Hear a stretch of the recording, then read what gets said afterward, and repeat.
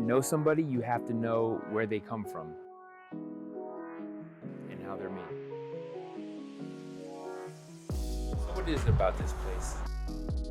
I think Minnesota is special for a number of reasons. The cultural diversity, whites and blacks, and we just really don't see color. But from the way I grew up and the way I was able to interact with people, color was an afterthought. Look through my family's history, which hopefully we'll be able to shed some light on, you'll see why I became the person that I am. My family is riddled with leadership and really people who had to have a perspective that didn't see color. There was never a time where I felt like me being black here was the be-all, end-all.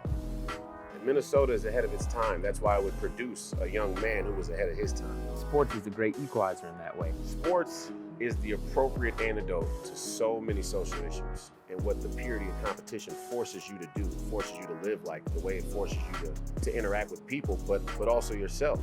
You gotta be honest with yourself. And at the moment where you start being honest with yourself, you leave yourself vulnerable to losing.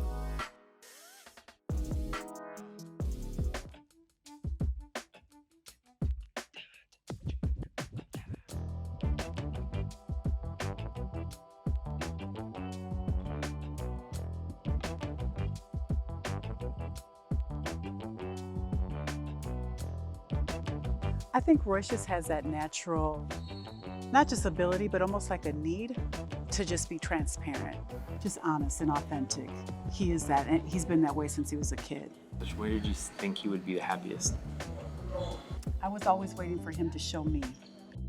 We didn't know a lot about anxiety and what that really meant. It's not always positive, it's not always harmonious, and we had a great group of people around us in that initial place. What is it about sports that brings together? I mean, for me, like this place, I grew up watching people play, since I was a little kid. But that thirst for knowledge and information will never go away.